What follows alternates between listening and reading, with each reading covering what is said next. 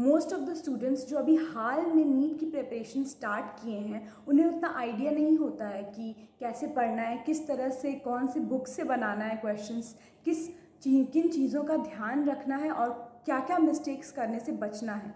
तो ये वीडियो मैं स्पेशली उन स्टूडेंट्स के लिए बना रही हूँ। ये वीडियो स्पेशली नीट 2022 के स्टूडेंट्स या उसके आगे वाले जितने भी नीट होंगे उनके स्टूडेंट्स के लिए बहुत इंपॉर्टेंट है, तो पूरी वीडियो ज़रूर देखिएगा। Hello everyone, my name is Sobia Fatima and B A second professional student from Nalanda medical college Patna. जब हम कोई भी एक पर्टिकुलर चीज़ स्टार्ट करते हैं या करने वाले होते हैं तो हमें उतना आइडिया नहीं होता है कि किधर से शुरू करें और क्या क्या कैसी कैसी तैयारी करें। शुरू में तो जब 10th पास करके हम लोग आगे जाते हैं तो 11th में बहुत ज़्यादा अपने पम्प्ड अप रहते हैं कि बहुत अच्छे से तैयारी करेंगे, एकदम अपीयरिंग में निकालेंगे, एकदम पूरा पूरा दिन पढ़ेंगे बहुत अच्छे से। मगर बस सोचने से नहीं होता है, उसको अप्लाई भी करना होता है, और बस अप्लाई करने से नहीं होता है, उसके लिए भी प्रॉपर टेक्निक चाहिए होती है। क्योंकि अगर आप रट्टू तोता की तरह एक दिन में बहुत बहुत घंटे हर दिन पढ़ने लगेंगे तो एक टाइम के बाद आप ऊब जाएंगे, आप फ्रस्ट्रेट हो जाएंगे, उसके बाद आपको मन नहीं करेगा तो आप बिल्कुल ही छोड़ देंगे पढ़ना, जिससे कि ये आपके लिए बिल्कुल भी फ़ायदेमंद नहीं है। मेरे साथ भी ऐसा होता था, तो मैं अपने एक्सपीरियंसेस से भी आपको बताऊंगी कि मुझे कितना प्रॉब्लम हुआ था 11th-12th में मेरे ना समझी की वजह से।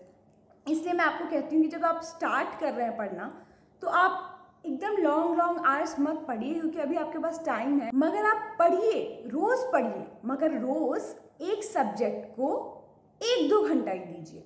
हर रोज़ एक सब्जेक्ट को 1-2 घंटा ही दीजिए। उस पर डिपेंड नहीं करता कि आप एक दिन में कितना घंटा पढ़ रहे हैं, डिपेंड ये करता है कि आप हर दिन पढ़ रहे हैं, कंटिन्यूअस पढ़ रहे हैं और पढ़ना छोड़ नहीं रहे। इससे क्या होगा कि अगर आपको कोई चीज़, अगर आप कोई चैप्टर पढ़ लिए, फिर आपको आगे चल के लगा कि मैं वो चैप्टर भूल रही हूँ, तो आप फिर किसी दिन उसको रिवाइज कर लिए 1 घंटा किसी दिन, तो इससे क्या होगा कि आप बार बार रिकॉल कर पाएंगे। एंड इन द बिगिनिंग सबसे इम्पॉर्टेंट चीज़ जो होती है वो ये होता है कि हम बुक्स कौन सा बनाना शुरू करें।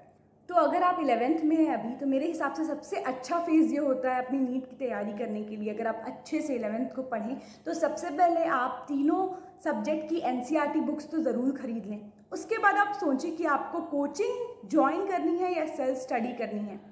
मेरे हिसाब से मैंने क्या किया था, मैंने स्कूलिंग भी की थी और कोचिंग भी ज्वाइन की थी। बहुत लोग ये दोनों मैनेज कर लेते हैं, मगर बहुत लोग नहीं कर पाते हैं, तो मुझे थोड़ी मुश्किल हुई थी। तो आप ऐसा भी कर सकते हैं कि आप नॉन अटेंडिंग रहकर 11th में कोई कोचिंग ज्वाइन कर लें। मेरे हिसाब से ये अच्छा तरीका है। अगर आप मैनेज कर सकते हैं स्कूल और कोचिंग तो आप दोनों कर लें, लेकिन 11th में सेल्फ स्टडी कोई भी मेरे हिसाब से अच्छा डिसीज़न नहीं होता है। अगर 1-2 साल अगर आप ड्रॉप कर चुके हैं तो आप सेल्फ स्टडी बस करना चाहे और कोचिंग नहीं ज्वाइन करना चाहे तो चलेगा।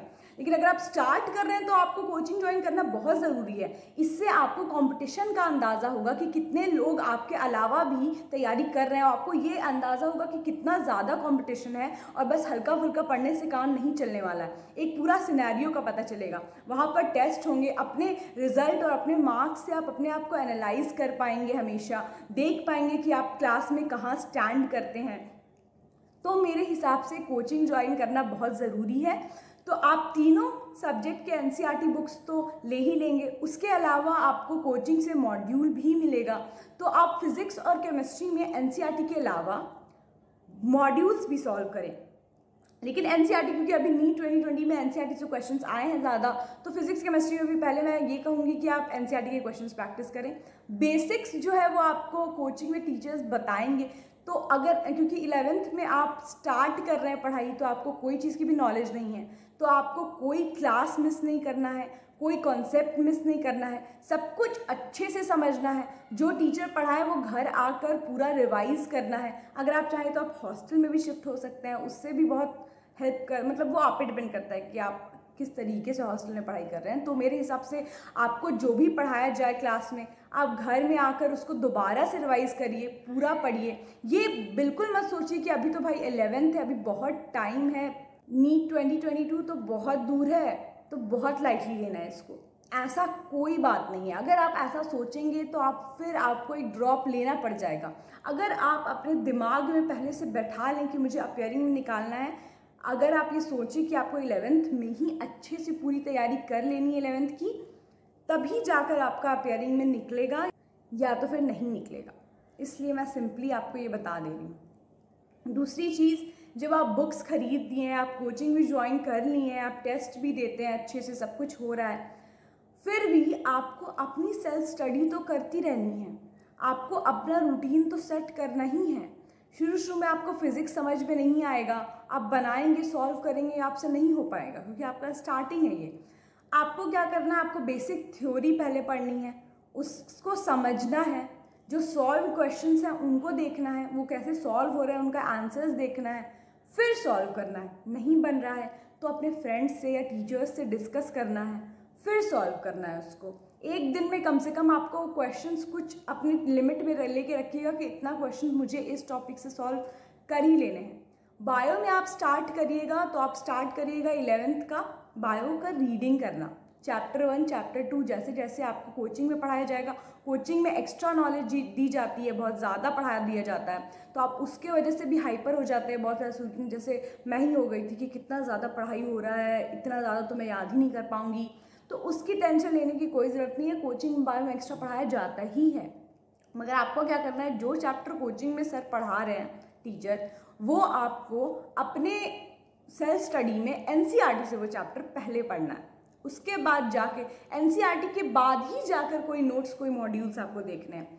उससे क्या होगा कि एनसीईआरटी में उतना प्रिसाइज दिया रहता है कि समझ में नहीं आता है। तो अगर आप एनसीईआरटी से पढ़ेंगे और फिर आपको सर का पढ़ाया हुआ भी याद रहेगा, तो सर जो है वो थोड़ा डिस्क्रिप्शन में पढ़ाएंगे, तो आपको उधर से समझ भी आ जाएगा कॉन्सेप्ट, इधर से एनसीईआरटी रीड करने से आपको याद भी रहेगा। तो इस तरह से अपना बायो आप मेंटेन कर लेंगे। एक चैप्टर एनसीईआरटी का कंप्लीट करें, उसके बाद उसके एमसीक्यूज सॉल्व करें। अब केमिस्ट्री की बात मैं कर रही हूँ, तो केमिस्ट्री में भी आपको मॉड्यूल या आप कोई साइड बुक भी ले सकते हैं, मॉड्यूल या साइड बुक। फिजिकल केमिस्ट्री के लिए मैं ज़्यादा बोल रही हूँ क्योंकि ऑर्गेनिक और इनऑर्गेनिक मेरे हिसाब से एनसीईआरटी से हो जाएगा।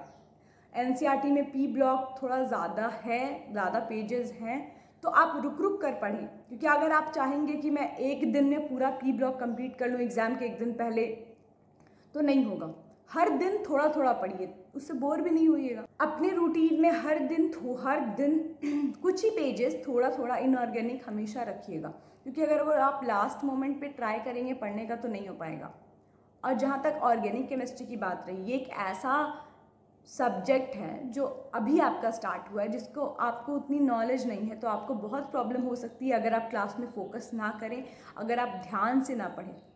तो आपको अभी बहुत ज़्यादा फोकस करने की ज़रूरत है ऑर्गेनिक केमिस्ट्री पर, क्योंकि 12th में अगर आप चाहेंगे कि मैं उसे कवर कर लूँगी 11th का केमिस्ट्री, तो नहीं हो पाएगा, क्योंकि 11th में ही बेस्ड होता है। अगर आप 12th में अच्छे से पढ़ने लगे तो आपको 12th का ऑर्गेनिक केमिस्ट्री बिल्कुल समझ में नहीं आएगा, क्योंकि जो बेस है वो 11th ही है।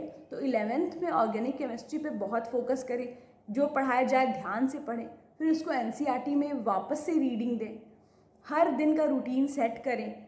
इसी तरीके से आपको अपनी नीट की प्रिपरेशन स्टार्ट करनी है। सफ़र की अभी बस शुरुआत हुई है, मंजिल अभी बहुत दूर है, बहुत परेशानियां आएंगी, बहुत ज़्यादा डिफ़िकल्टीज़ का सामना करना पड़ेगा, बहुत लंबा सफ़र चलने वाला है। मगर the main thing is confident रहो और ख़ुद पर भरोसा रखो।